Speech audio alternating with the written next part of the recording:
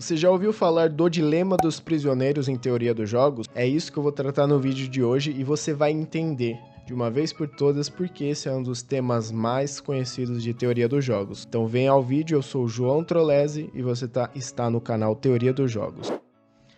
Então, vamos tentar entender primeiro o que é esse dilema dos prisioneiros. Ele seria um exemplo muito famoso de teoria dos jogos que ilustra como dois indivíduos agindo de forma racional em seu próprio interesse podem chegar a um resultado que não seria o ideal para ambos. Então a gente vai analisar agora o dilema dos prisioneiros, você pode acompanhar aí na sua tela. Dois suspeitos, João e Maria, são presos por um crime. A polícia não tem provas suficientes para condená-los, mas os interroga em salas separadas, sem comunicação entre si. É oferecido, então, um acordo para cada um. Se ambos confessam, cada um recebe uma pena de 5 anos. Se um confessa e o outro não, o que confessa é libertado por cooperar e o outro recebe uma pena de 10 anos. Se nenhum confessar, ambos recebem uma pena de 1 ano por uma acusação menor. Então, a gente, dentro desse dilema, a gente monta uma tabelinha aqui com os possíveis resultados desses jogos e a gente vai analisar isso um pouquinho mais para frente, mas vamos tentar entender essa tabela. Então, aqui a gente tem esse esquema. Aqui a gente teria os payoffs, que são os resultados. Eu vou ir para frente para você conseguir entender um pouco melhor essa tabela antes da gente analisar ela com mais calma, tá bom? Olha, eu saí aqui da sua tela para você conseguir visualizar a imagem completa, tá bom? Então a gente vai definir um jogo. Então a gente tem a representação formal de um jogo.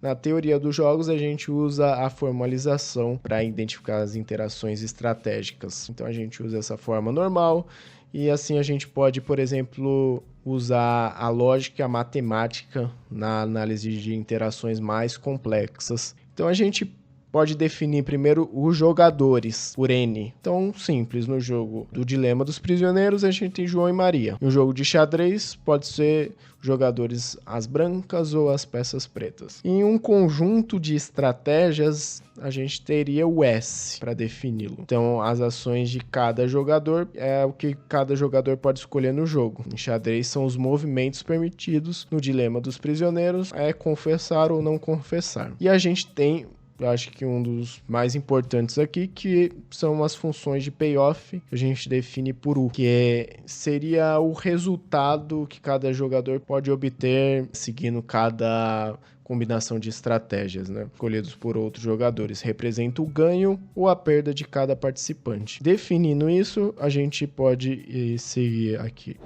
E aqui a gente chega nas estratégias da teoria dos jogos, que talvez seja o coração da teoria dos jogos. Por quê? Aqui a gente vai representar todas as escolhas disponíveis para cada jogador. A gente tem um exemplo no xadrez. No xadrez a gente tem inúmeras possibilidades. Então, por exemplo, eu de branca jogo o peão E4 e meu oponente vai decidir, vendo minha decisão, jogar o cavalo dele. Mas se eu jogar outra peça, meu oponente pode decidir mudar a estratégia dele. Então, esse tipo de jogo a gente chama de sequenciais ou dinâmicos. Já partindo aqui para o dilema dos prisioneiros, aonde eles não têm comunicação entre si, não conseguem visualizar a decisão que o oponente vai tomar, eles não conseguem ter essa sequência, a gente chama de jogos simultâneos ou estáticos. Como você pode ver aqui, cada jogador escolhe sua estratégia simultaneamente sem saber a escolha do outro. Essa escolha define o resultado final para ambos os jogadores. Então vamos partir aqui para nossa próxima parte. Agora eu saí aqui da sua tela novamente para você conseguir visualizar melhor a minha tela aqui. Então a gente tem aqui o dilema dos prisioneiros novamente. A gente tem os payoffs, que podem ser tanto positivos quanto negativos. Positivos podem representar os benefícios ou ganhos, né? Lucro, que pode ser apenas sucesso em uma estratégia de xadrez. E os negativos, que poderiam ser representados pelos anos de prisão, né? Ou perda financeira também. Então a gente tem aqui a análise que a gente pode fazer dos payoffs dos prisioneiros nesse dilema, que é um dilema de informação imperfeita. O xadrez seria de informação perfeita, já que eu posso ver a decisão do meu oponente, e esse de informação imperfeita é que eu não vejo o que meu oponente fez para mim poder jogar. Então a gente tem aqui o João, ele confessa e a Maria também confessa, ambos acabam ficando com menos 5 anos, cada um vai ficar com 5 anos de cadeia na Maria. E aí a gente tem esse conjunto de estratégia de baixo, que se, por exemplo, a Maria não confessar e o João confessar, quem confessar vai ficar livre da cadeia, né? E o João vai ficar com 10 anos de cadeia. E a gente segue aqui. E eu vou voltar aqui para nossa tabela para a gente analisar ela agora. Aqui a gente pode definir que a decisão teria que o primeiro número da cédula seria do prisioneiro 1 e o segundo do prisioneiro 2. Então, para a gente entender essa tabelinha, se ambos confessam, cada um fica com 5 anos na cadeia. Aqui na segunda parte da tabela, aqui se um não confessar e o outro confessa, um vai ficar livre, por isso que tá 0 aqui. Então, 0 anos de cadeia, ele vai ficar livre e o outro não. E aqui a gente segue na mesma lógica, tá bom? Então, vamos seguir para frente. Então, finalmente, a gente chega na matriz do Dilema dos Prisioneiros. Então, aqui é onde a gente vai compilar todas as informações que a gente tem. São os payoffs, os conjuntos S, que é aquele conjunto de estratégias que a gente tem, e uma matriz para visualizar os resultados. Então a gente aqui tem embaixo também que é crucial que a gente observe que no contexto do dilema o melhor resultado coletivo para os dois jogadores seriam que ambos ficassem 1 ano na cadeia. Não seria possível porque tem a falta de comunicação e ao incentivo individual. Então não teria como chegar nesse resultado que seria o ideal para os dois, assim, seria o melhor conjunto de estratégias para os dois. Então aqui a gente vai ter uma tabelinha que vai dar para visualizar melhor isso que eu tô falando para vocês. Então temos 4 combinações possíveis de estratégia, nos permite formar o conjunto S, que seria esse conjunto que você tá vendo aqui, escrito dessa forma.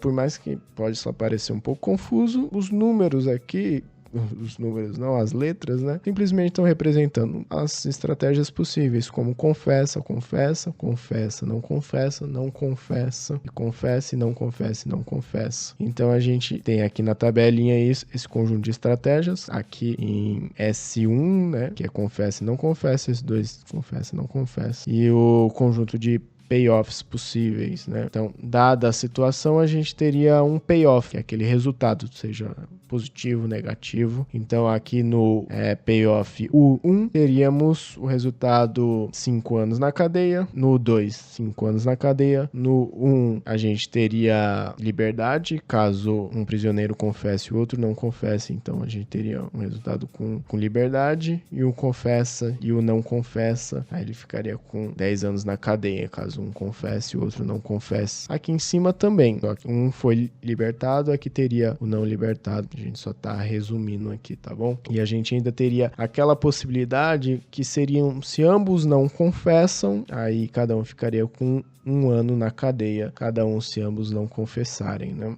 Então, para a gente resumir tudo que a gente viu aqui e identificar os pontos mais importantes, a gente tem a estrutura geral de um jogo G representado pelos jogadores, os espaços de estratégias que é S1 a SN, as funções de payoff, que é representado pelo U1 a 1N. Então, a gente aqui faz uma matriz e junta todas essas informações para usar a lógica matemática e conseguir chegar a resultado de jogos. Lógico que aqui a gente viu pouca coisa de teoria dos jogos, a gente pode continuar esses assuntos em mais vídeos, né, para a gente ir aprofundando cada vez mais, mas eu acho que deu para analisar um pouco, explicando um pouco melhor o que a teoria dos jogos pode nos oferecer a mais. Por exemplo, a gente pode analisar não só jogos como esse, não só xadrez, não só para o ímpar, não só dilemas, mas a função principal é, por exemplo, analisar empresas, por exemplo, a Coca-Cola e ter uma concorrente como Guaraná ou a Dolly, uma concorrente entrando dentro do mercado. A Coca-Cola pode analisar se ela vai querer entrar em uma guerra comercial de preços contra essa concorrente ou se ela vai